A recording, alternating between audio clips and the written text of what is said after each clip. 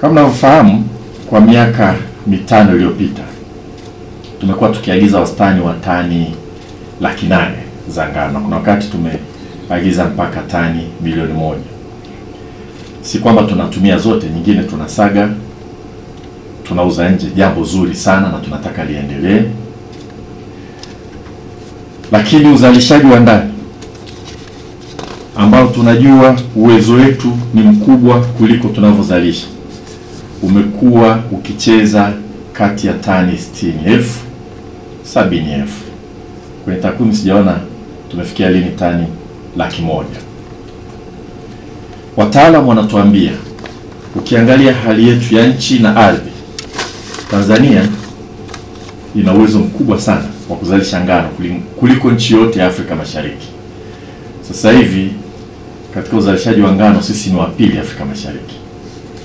Kwa hatujatumia fursa ambayo tunayo ya kuzalisha ngano. Hatupo kati ya nchi 10 zinazozalisha ngano kwa wingi Afrika. Tunapitwa na Misri, tunapitwa na Tunisia, tunapitwa na Morocco, tunapitwa na Sudani, tunapitwa na Ethiopia, tunapitwa na Zambia, tunapitwa na Afrika ya Kusini. Na hakuna nchi yote Afrika Mashariki iliyo katika zile nchi 10 zinazozalisha ngano kwa wingi zaidi Afrika. Jumuiya ya Afrika Mashariki, kwa kuliona hilo na kujua kwamba bado tuna uwezo wa kukuza zao la ngano ndani, iliamua ushuru wa forodha wa kuingiza ngano uwe ni 35% ya thamani ya ngano inayoingia. Na hiyo iliwekwa kama namna ya kulinda uzalishaji wa ndani, kwa kuamini kwamba baadaye tutazalisha ngano ya kutosha na basi tutakuwa washindani duniani katika zao la ngano. Pamoja na hivyo, hakuna nchi hata moja ya Afrika Mashariki inayotoza ushuru huo wa 35%. Kwa kila mwaka Tanzania inarudi kwenye baraza la mawaziri wa fedha wa Afrika Mashariki na kuomba tusitoze 35%. Sisi tumekuwa tukiomba tutoze 10%. Tumekuwa tukiomba kwa kutumia instrument inaitwa stay of application. Sitaieleza sana. Kenya kadhalika wamekuwa akienda na kuomba asitoze 35% na kuomba atoze 10%. Natumia instrument inaitwa duty remission, lakini sito wachosha na maelezo ya maana ya vitu hivi. Nchi nyingine zinasema kabisa, tunaomba mwaka huu tusitoze ushuru wa aina yote, mwaka unaokuja tunaomba tusitoze ushuru wa aina yote, mwaka unaofuata tunaomba tusitoze ushuru wa aina yoyote. Lakini kimsingi ushuru wa 10% tunaotoza, tunaomba kwa maana kwamba ndani tunaweka mkakati wa kukuza zao la ngano ili baadaye turudi kwenye ushuru ambao tulikuwa tumekubaliana sote. Kwa sababu kwa makubaliano ya Jumuiya ya Afrika Mashariki, nchi moja ikiweza kuzalisha ngano ya kutosha, basi tungekuwa tunaweka hiyo 35%. Mtu yote anahitaji ngano atanunua kwa yule anayezalisha. Kwa tumekuwa tukiomba tusiende 35%, tunaenda 10%, na tunaahidi tutajitahidi kukuza uzalishaji, tutajitahidi ili tujitegemee, tutajitahidi ili tujitegemee. Lakini ukiangalia zao la ngano Tanzania linadorora. Na hata kipindi hiki ambacho tumekuwa tukiomba hiyo duty relief, ukiangalia uzalishaji kwa kweli unaenda chini. Nimepita Siha kule, vichwa hakuna mtu, wako wachache sana wanaozalisha ngano. Kwa sehemu ambayo ilikuwa inazalisha ngano sasa hivi unaona tumeenda Basuto, Hanang. Unakuta hata yule tulimpa shamba letu na mtuma salamu, na yeye mwenyewe anakwepa hazalishi ngano. Kama hata shamba la serikali tumempa hazalishi. Kuna mashine tuliagiza kutoka Canada Mengine nadhani hatakuwa hata kuyafungua kwenye karatasi yako pale amekaa. Kwa zao linakwenda chini. Yale matrekta makubwa yako pale. Tulituma hata watu kwenda kuyakagua. Sijui kama ile modo bado inazalishwa tena sasa hivi. Wako wanaozalisha ngano bado, lakini mwelekeo ni kwenda chini. Tunajua wakulima wanahitaji fedha. Kwa hiyo tunakula maandazi, tunakula chapati, tunapenda mikate, tunaweza kuzalisha ngano. Kama hatuzalishi ngano tunaagiza kutoka nje, ajira tunaipeleka nje. Na pengine tunashindwa kuuza nje ngano ambayo tunaweza kuzalisha, kwa hiyo tunajikosesha fedha za kigeni. Kwa hali halisi ndio hivyo ilivyo sasa hivi. Na tukiacha mambo yaende jinsi yalivyo, nadhani zao hili linaanza likakolapsi moja kwa moja. Najua kuna jitihada zimefanywa na wengine, Ismail hapa ameeleza, na tunakupongeza sana. Na si wewe tu, private sector kwa ujumla, kwamba mmekuja mmeanzisha viwanda vya kusaga na mnataka kutumia ngano ya ndani. Jambo jema. Lakini kwa hali ilivyo sasa hivi, tukienda hivi, ili zao tunalipoteza kabisa. Ukizungumza na wakulima wanakuambia bei hii bwana ngumu. Kulima kwa bei tunayoiona ni hasara. Kwa kila kule Siha utakuta mashamba yanalima viazi na mazao mengine, maharage na kadhalika. Mashamba makubwa, ploti zinakodishwa kwa wakulima, na wakulima hawataka kulima ngano kwa sababu sisi kilimo ni sekta binafsi, na kinachokupeleka ufanye kitu ni faida ambayo utaipata. Na ndivyo ilivyo, ndivyo uchumi ulivyo. Kwa mazingira yale hayamtii hamasa mtu yoyote kwenda kulima ngano. Kimpa shamba anaamua kwenda kulima mazao mengine ambayo yanalipa zaidi. Kwa hiyo bei imekuwa ni changamoto. Lakini ukweli kwamba tuna changamoto nyingine. Tija na ubora. Wataalamu wa kilimo wanaita yield. Kwa hekta moja tunapata kiasi gani? Kwa sana hawa wanao millers wetu hao, wanaoagiza ngano kutoka nje, ni wafanyabiashara. Wanatafuta mahali watakaponunua kitu chenye ubora mzuri kwa bei ndogo, waje wafanye biashara. Ni jambo jema.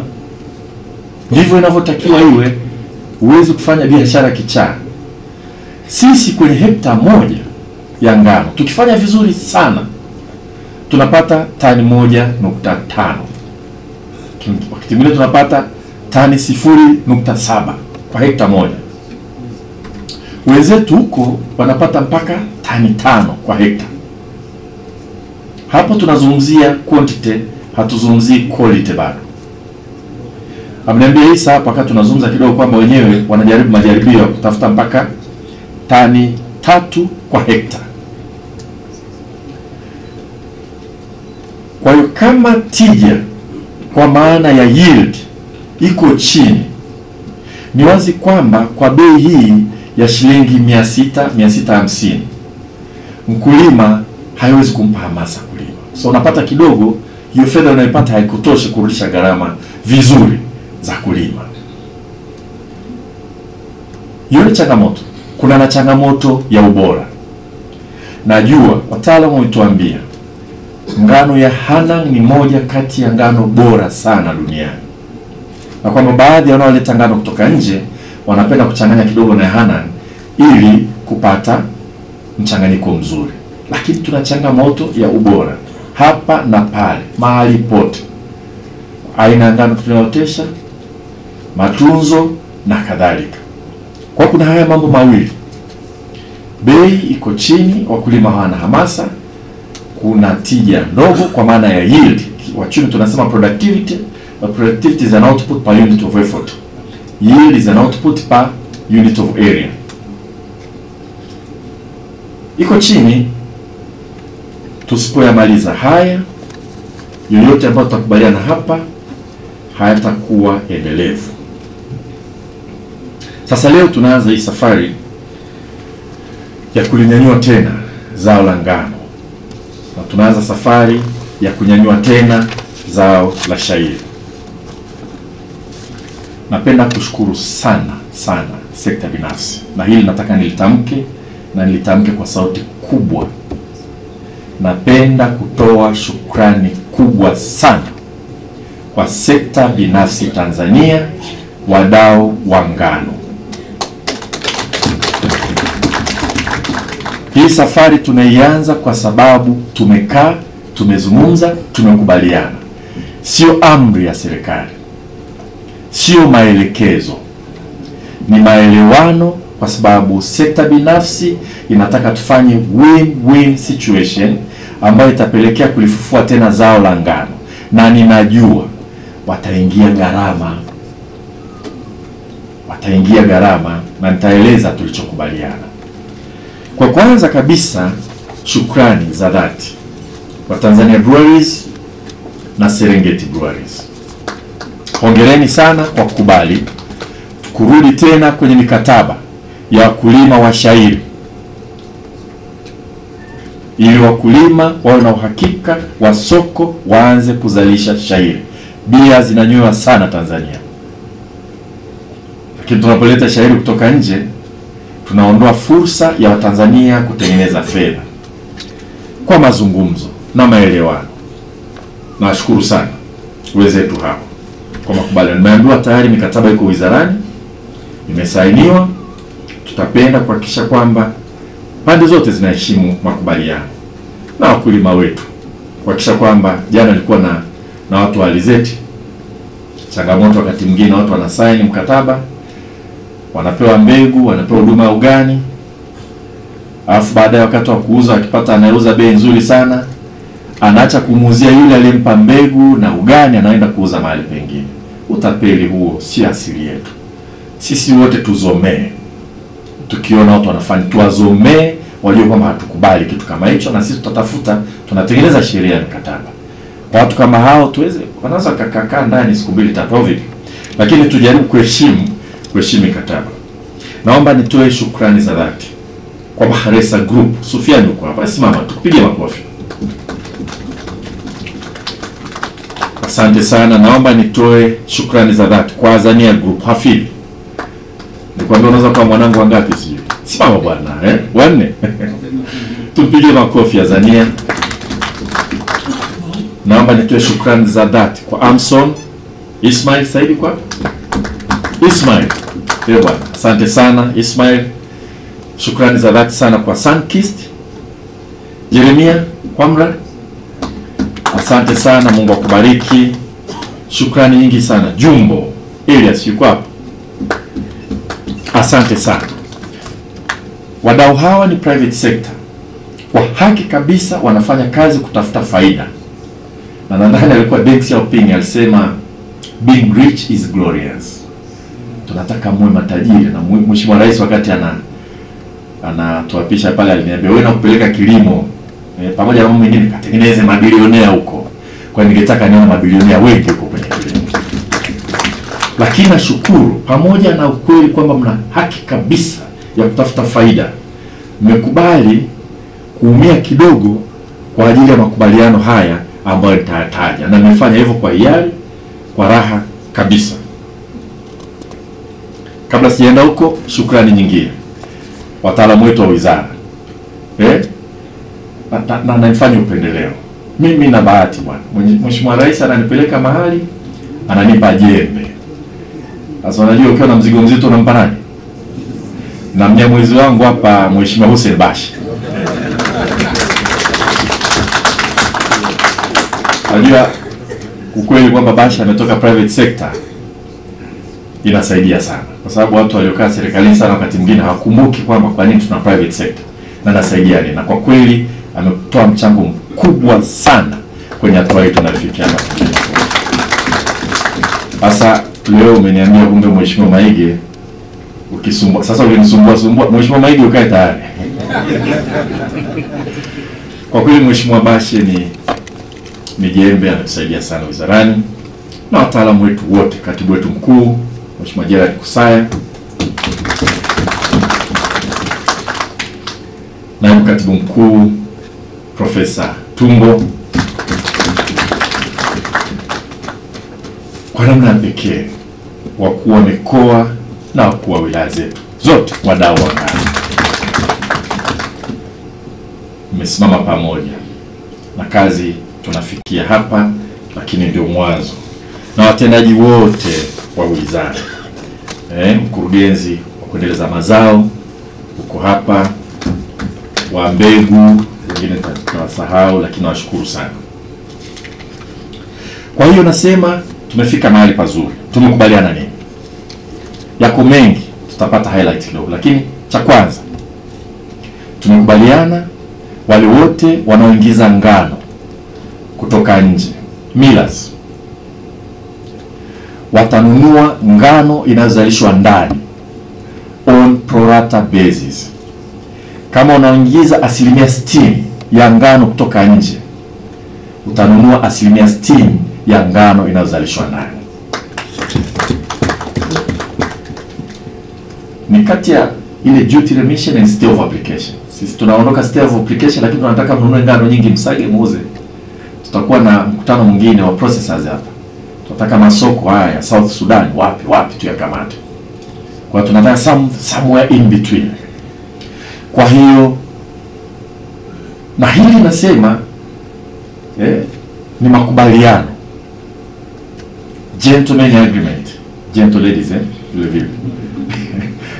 Tumekubaliana kwa anayeagiza 60% ananunua 60% ndani, 10% anayeagiza ananunua 10% ndani, na 10% ni kiasi gani anategemea na uzalishaji wa ndani ukoje.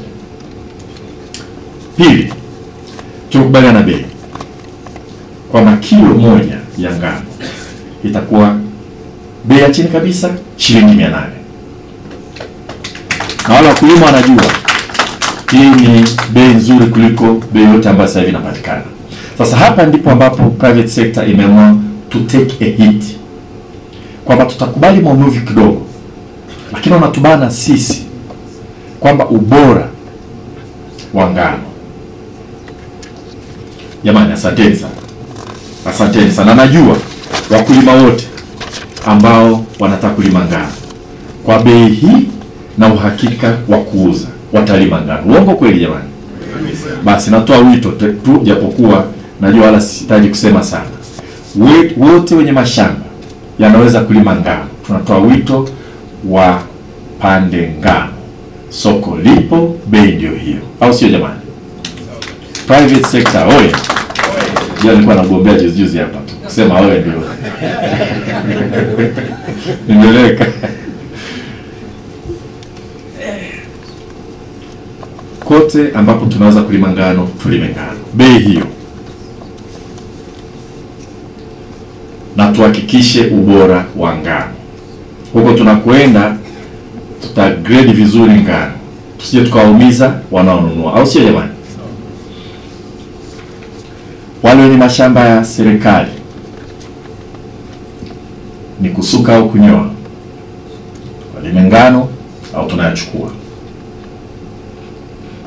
Narudia, wawekezaji walipewa mashamba ya serikali, yale mashamba ya ngano au basi shairi, walime ngano au tunayachukua.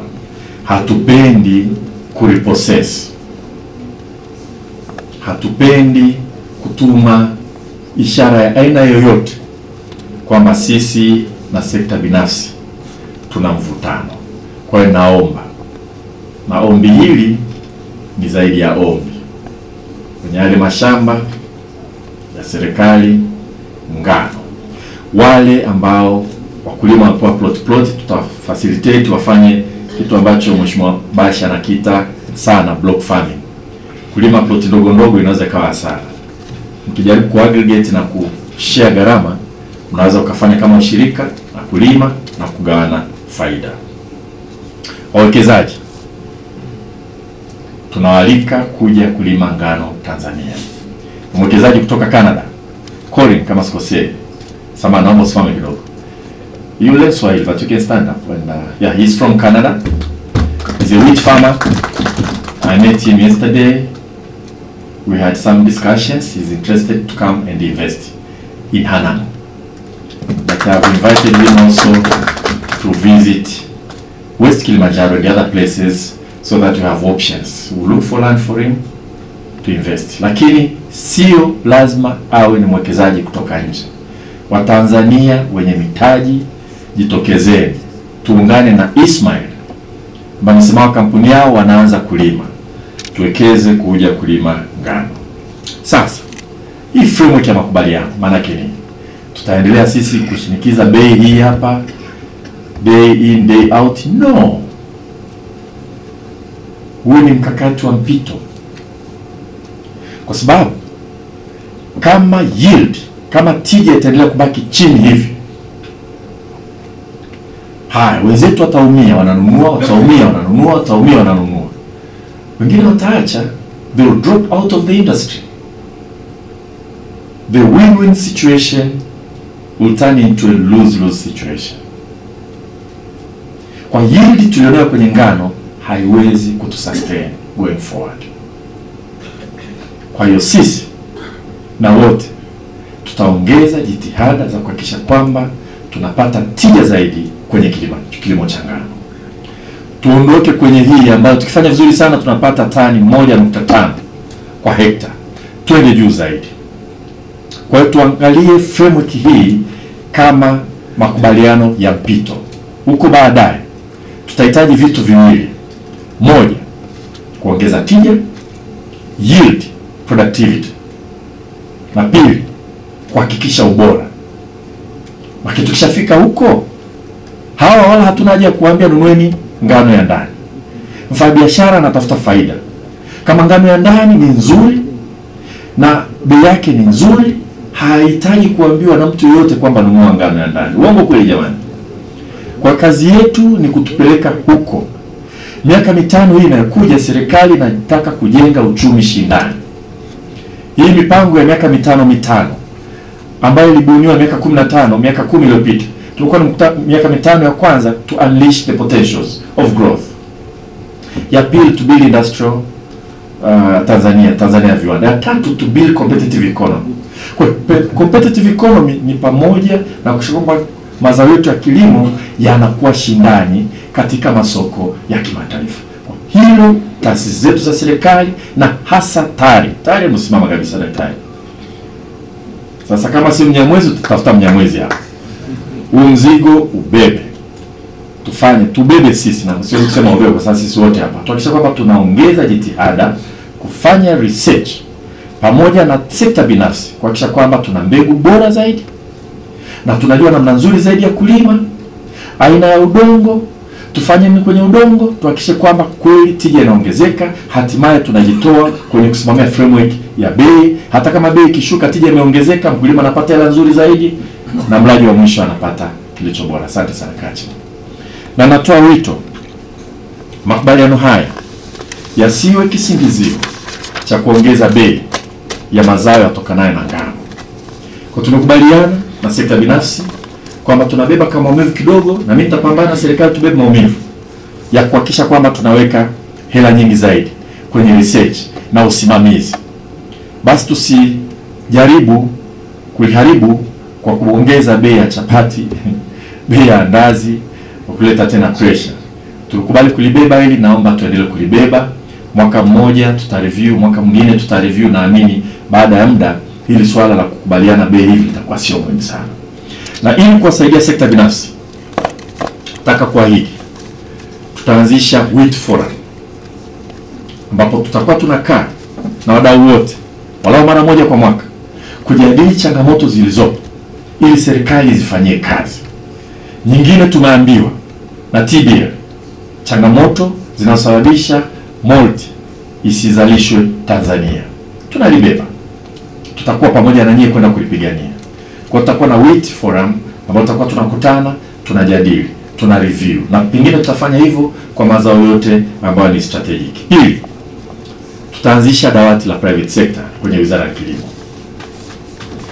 Na kwenye hili tutahakikisha kwamba tunaweka mtu kweli makini, chapakazi, mfuatiliaji.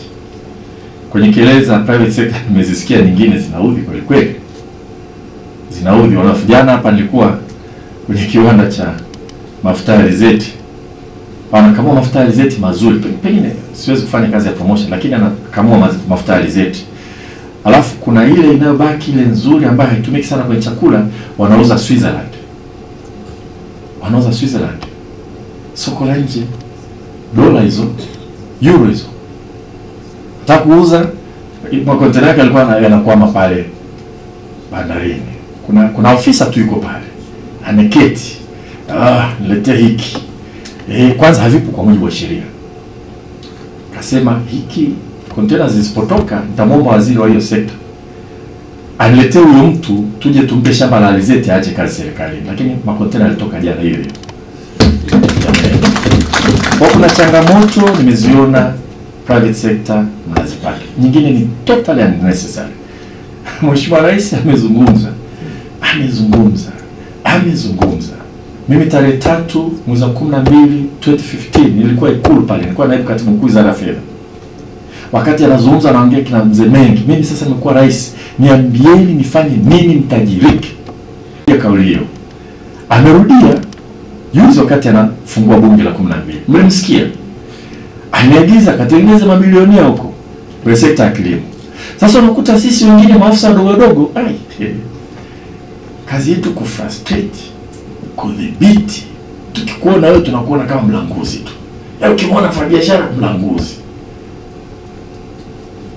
Sasa kwenye sekta ya kilimo tutajaribu sana kumuunga mkono Mheshimiwa Rais kwa kufungua hilo dawati, na hilo dawati tutaliwezesha. Katibu mkuu tutaongea vizuri. Kuna watu walisema wanaweza kuweka resources, leo na resources za kutosha.